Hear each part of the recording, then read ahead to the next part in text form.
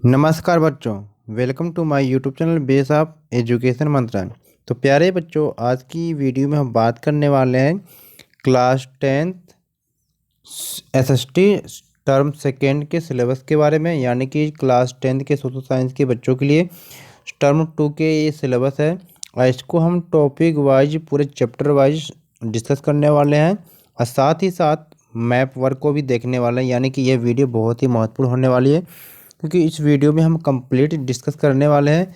साथ ही साथ चैप्टर को तो देखेंगे भी और उस चैप्टर को समझते हुए भी चलेंगे, क्योंकि ये वीडियो आपके लिए बहुत ही महत्वपूर्ण होने वाली है। तो वीडियो को पूरा अंत तक देखें और वीडियो को लाइक शेयर ज़रूर करें। चैनल पर नए हैं तो चैनल को सब्सक्राइब जरूर करें, जिससे कोई वीडियो अपलोड की जाए आपको आसानी से मिल सके। तो चलिए हम शुरू करते हैं अपने वीडियो को प्यारे बच्चों। तो जैसा कि स्क्रीन पे आप देख पा रहे हो कि क्लास 10th के बच्चों के लिए ये सीबीएसई के द्वारा टर्म सेकेंड के लिए सिलेबस है। तो यहाँ पर हमें करना क्या है कि हमें कुछ इस तरीके से तैयारी अपनी करनी है कि जिससे कि हमें पूरे के पूरे नंबर मिल सके। तो आप सभी जानते हैं कि टर्म सेकेंड में जो आपके इतिहास है यानी हिस्ट्री से जो चैप्टर आपके आ रहे हैं, वो चैप्टर आ रहे हैं बोर्ड के लिए। जो आपके सीबीएसई बोर्ड के लिए आपके चैप्टर 2 केवल आ रहा है भारत में राष्ट्रवाद। और साथ ही साथ आप देखते हैं कि भूमंडलीकृत विश्व का बनना और औद्योगिकरण का युग, ये जो दो चैप्टर हैं, ये दो चैप्टर केवल आपके पीरियोडिक टेस्ट में पूछे जाएंगे। यानी कि अगर पीरियोडिक टेस्ट होने वाले हैं जिसमें से आपको इंटरनल नंबर मिलते हैं, तो ये दो चैप्टर भी आपके लिए बहुत ही महत्वपूर्ण होने वाले हैं। लेकिन आपको दोनों चैप्टर कंप्लीट रूप से तैयार नहीं करना है, आपको दोनों में से कोई एक ही चैप्टर को कंप्लीट करना है, क्योंकि इन दोनों चैप्टर में से कोई एक ही आपको करना है जो पीरियोडिक टेस्ट के लिए पूछा जाएगा। हो सकता है कि आपके केवल चैप्टर 2 में से ही पीरियोडिक टेस्ट पूछ ले जाए। यानी कुल मिलाकर कहना है कि जो चैप्टर 2 आपका इतिहास का है, ये बहुत ही महत्वपूर्ण होने वाले हैं, क्योंकि ये इस चैप्टर से आपको क्या है 10 नंबर मिलने वाले हैं। यानी कि जो 25% जो है सिलेबस है, ये आपका क्या है इस चैप्टर से कवर होने वाला है। यानी कि जो इतिहास का जो चैप्टर है भारत में राष्ट्रवाद, ये बहुत ही महत्वपूर्ण चैप्टर है। तो इस चैप्टर को कंप्लीट रूप से तैयार जरूर करें, क्योंकि ये चैप्टर बहुत ही महत्वपूर्ण है आपके लिए। और इसके बाद आप देखने वाले हैं भूगोल। यानी कि हमने हिस्ट्री में देख लिया कि हिस्ट्री में टर्म 2 के लिए केवल एक ही चैप्टर आएंगे जो सीबीएसई बोर्ड के में पूछे जाएंगे, भारत में राष्ट्रवाद। अब बात करते हैं ज्योग्राफी यानी भूगोल के बारे में कि भूगोल से कौन कौन से चैप्टर जो आने वाले हैं बोर्ड के एग्जाम में। तो यहाँ पर हम देख रहे हैं कि जो चैप्टर 5 हमारा है खनिज और ऊर्जा संसाधन। तो ये जो चैप्टर आपका है ये क्या केवल पीरियोडिक टेस्ट में पूछा जाएगा और साथ ही साथ इसमें से केवल मैप वर्क आएगा। यानी कि ये जो चैप्टर आपका है ये बोर्ड के एग्जाम में नहीं पूछा जाएगा, तो इसलिए बहुत सारे बच्चे इस चैप्टर पे फोकस कम करते हैं। लेकिन जब पीरियोडिक टेस्ट पूछा जाएगा तो इसमें से आपको नंबर मिलने के चांसेस हैं। साथ ही साथ बात करने वाले हैं चैप्टर नंबर 6 है विनिर्माण उद्योग। यानी ये चैप्टर आपके एग्जाम के दृष्टिकोण से बहुत ही महत्वपूर्ण है। विनिर्माण का अर्थ होता है वी जमा निर्माण, यानी कि वी का अर्थ है दोबारा, निर्माण मतलब उत्पादन करना यानी निर्माण करना, यानी किसी वस्तु को दोबारा से निर्माण करना विनिर्माण उद्योग कहलाता है। तो ये चैप्टर आपके लिए बहुत ही महत्वपूर्ण है, तो इस चैप्टर को कंप्लीट रूप से जरूर करें। चैप्टर 7 राष्ट्रीय अर्थव्यवस्था की जीवन रेखाएं। नाम नाम से स्पष्ट होता है कि राष्ट्रीय अर्थव्यवस्था यानी कि वो कौन कौन से सोर्स हैं जो क्या है कि नेशनल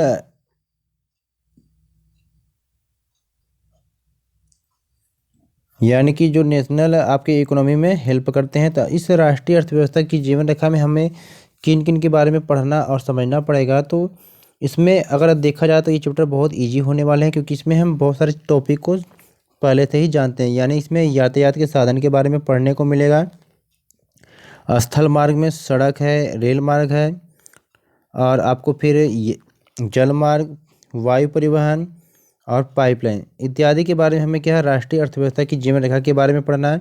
यानी अगर टर्म सेकेंड की बात की जाए तो ज्योग्राफी से केवल 2 चैप्टर आने वाले हैं जो बोर्ड के एग्जाम में पूछा जाएगा। तो 2 चैप्टर बहुत ही महत्वपूर्ण है और इसे कंप्लीट रूप से तैयार करें। फिर बात करने वाले हैं पॉलिटिकल साइंस, यानी जिसे सिविक्स के नाम से जानते हैं, लोकतंत्र राजनीति के नाम से जानते हैं। तो इस पॉलिटिकल साइंस में आपको 2 चैप्टर मिलेंगे सेकेंड टर्म के लिए। चैप्टर 6 राजनीतिक दल यानी कि पॉलिटिकल पार्टी बहुत सारे आप जानते हैं। आज कुछ चैप्टर 7 है जो लोकतंत्र के परिणाम, यानी कि आउटकम ऑफ डेमोक्रेसी। तो आप इन दो चैप्टर को पॉलिटिकल साइंस में से आप देखेंगे। और साथ ही साथ जब अर्थशास्त्र की हम बात करते हैं तो अर्थशास्त्र में हमें करना क्या है,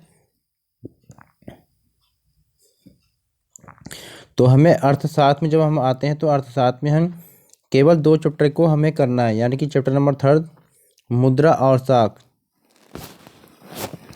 फिर चैप्टर नंबर 4 को देखेंगे वैश्वीकरण और भारतीय अर्थव्यवस्था। तो इकोनॉमिक में आपको क्या है, टर्म 2 के लिए चैप्टर 2 पढ़ने हैं, 3rd और 4th। तो इसे आप नोट करेंगे और साथ ही साथ आप अपने चैप्टर को चैप्टर वाइज क्या है कंप्यूटर से तैयार करेंगे, क्योंकि सेकेंड टर्म के लिए आपके पास समय भी बहुत कम है और मैटर ज़्यादा पढ़ना है प्यारे बच्चों, तो आप कंप्यूटर से तैयार करेंगे। तो चलिए फटाफट अब हम देख लेते हैं कि सेकेंड टर्म के लिए आपके मैप वर्क के लिए सिलेबस कौन कौन से कहाँ से आने वाले हैं। तो जब इसे देखते हैं तो इतिहास में आपसे पूछा जाता है कि इतिहास में कौन कौन से सिलेबस जो हैं जो मैप के लिए आने वाले हैं। तो इतिहास में आपका जो चैप्टर 2 है यानी कि भारत में राष्ट्रवाद, इसमें से आने वाले हैं। तो इसमें दो पार्ट है, इसमें से पहला क्या है भारतीय राष्ट्रीय कांग्रेस के बारे में। तो भारतीय राष्ट्रीय कांग्रेस के बारे में हमें केवल 3 चीज़ को देखना है, यानी कि कांग्रेस की जो अधिवेशन है केवल 3 अधिवेशन को पढ़ना है। कोलकाता यानी कोलकाता अधिवेशन, नागपुर, मद्रास। आपको ध्यान देने वाली बात यहाँ पर प्यारे बच्चों की, जो कोलकाता अधिवेशन हुआ था या नागपुर, दोनों क्या है 1920 में हुआ था। बस ध्यान देना कि कोलकाता में जो हुआ था ये सितंबर में हुआ था और नागपुर में दिसंबर में। तो आपको इस ट्रिक से आपको याद करना है कि जो पहले आता है नाम में भी और मंथ में भी वो पहले होगा, और नाम में और मंथ में जो बाद में आता है वो बाद में रहेगा। तो इसे देखेंगे और मद्रास को भी देखेंगे। फिर हम देखेंगे कि भारतीय राष्ट्रीय आंदोलन के कौन कौन से महत्वपूर्ण जो स्थान थे उसको देखेंगे। तो इसमें हम जब देखेंगे तो इसमें हमें पढ़ना है चंपारण के बारे में, जो बिहार में है, नील की खेती के लिए हुआ था सत्याग्रह। दूसरा है खेड़ा, जो गुजरात में है, किसान सत्याग्रह से संबंधित है। और थर्ड हमारा अहमदाबाद है, गुजरात में है, जो कपास मिल मजदूर सत्याग्रह से नाम से जानते हैं।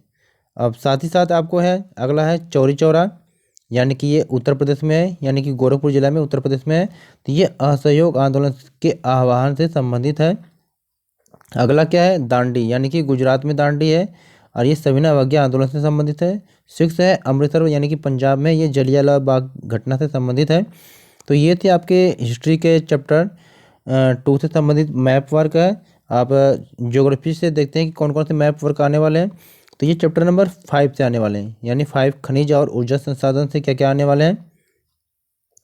तो इस चैप्टर में आपको क्या है तापीय ऊर्जा संयंत्र, यानी कि थर्मल पावर पॉइंट से, थर्मल पावर प्लांट से, यानी कि थर्मल पावर प्लांट से आपसे पूछा जाएगा। तो इसमें केवल 3 आपके हैं, नामरूप, सिंगरौली, रामागुंडम। तो इन 3 को आप देखेंगे तापीय ऊर्जा संयंत्र में।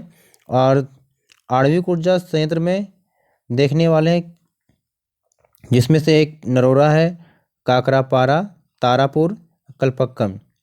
अब हम दूसरे पार्ट में देखेंगे ज्योग्राफी के चैप्टर 6 के विनिर्माण उद्योग। विनिर्माण उद्योग में हमें क्या है, एक तो आपके सूती वस्त्र उद्योग के बारे में देखना है। तो सूती वस्त्र उद्योग की जो केंद्र है कौन कौन से हैं, मुंबई है, सूरत है, इंदौर, कानपुर, कोयम्बटूर। तो हम इनको देखने वाले हैं। अब सूती वस्त्र उद्योग के बाद लोहा और इस्पात उद्योग को देखने वाले हैं। तो लोहा और इस्पात उद्योग की जो केंद्र है कौन कौन से हैं, दुर्गापुर, बोकारो, जमशेदपुर, सलेम, भिलाई, विजयनगर, विजयनगर। साथ ही साथ तो ये सारे जो सिलेबस है ये आपके क्या है सीबीएसई के द्वारा दी गई है। और फिर है आपके सॉफ्टवेयर टेक्नोलॉजी पार्क, ये कौन से, नोएडा, गांधीनगर, मुंबई, पुणे, चेन्नई, हैदराबाद, और साथ ही साथ तिरुवनंतपुरम और बेंगलुरु। तो ये क्या है आपके क्या है, ये सॉफ्टवेयर टेक्नोलॉजी पार्क है। और चैप्टर नंबर 7 को देखते हैं ज्योग्राफी से, इसमें से क्या क्या पूछा जाएगा मैप के लिए। तो भारतीय राष्ट्रीय यानी भारतीय अर्थव्यवस्था की जीवन रेखा। तो इसमें क्या है, पहला है कि प्रमुख समुद्री पत्तन यानी कि बंदरगाह के बारे में हमें पढ़ना है। तो कौन कौन से जो बंदरगाह है जो आपके सिलेबस में है, कांडला, मुंबई, मार्मगांव, न्यू मंगलोर, कोच्चि, तूतीकोरिन, तूतीकोरिन, चेन्नई, और क्या है प्यारे बच्चों, विशाखापत्तनम, पारादीप, और हल्दिया। जब हम मैप वर्क को कंप्लीट रूप से जब देखेंगे, इसमें एक एक लोकेशन को देखते हुए, तो उसको बहुत अच्छे तरीके से हम समझने वाले हैं। तो वीडियो को लाइक शेयर जरूर करना, और चैनल पर नए हैं तो चैनल को सब्सक्राइब भी करें। और साथ ही साथ अब इसमें हम देखने वाले हैं प्रमुख जो हवाई अड्डा है, यानी कि एयरपोर्ट के बारे में। तो दिल्ली है, यानी कि ये अंतर्राष्ट्रीय गांधी है, अंतर्राष्ट्रीय इंदिरा गांधी, यानी कि जो दिल्ली में है। और अमृतसर में क्या है, राजा सांसी है। मुंबई में छत्रपति शिवाजी के नाम से। चेन्नई में मीना बक्कम। तो अगला क्या है, हैदराबाद में कौन सा है, हैदराबाद में राजीव गांधी है। और कोलकाता में नेताजी सुभाष चंद्र बोस। तो यानी कि ये सारे जो एयरपोर्ट हैं, ये कौन से कहाँ पर है, किस नाम से, ये भी आपको जानना है। तो ये थे हमारे सिलेबस था जो आपकी क्लास 10th SST के लिए है, यानी कि टॉपिक वाइज भी था आपके मैप से। तो प्लीज़ अगर चैनल पर नए हैं तो चैनल को क्या है, सब्सक्राइब जरूर करें। और साथ ही साथ हमारे टेलीग्राम ग्रुप से जुड़ने के लिए बेस ऑफ एजुकेशन मंत्र टाइप करेंगे तो टेलीग्राम ग्रुप से भी जुड़ सकते हैं। साथ ही साथ आप हमें इंस्टाग्राम पे भी फॉलो कर सकते हैं, वहाँ पर भी बेस ऑफ एजुकेशन मंत्रा से आप क्या है, आप फॉलो कर सकते हैं। तो प्लीज़ वीडियो को लाइक शेयर जरूर करें, और चैनल पर नए हैं तो चैनल को सब्सक्राइब जरूर करें। ओके, टेक केयर बच्चों। तो अब हम नेक्स्ट वीडियो में आपके लिए क्या है, मैप वर्क लेकर आएंगे, उसे ज़रूर देखें।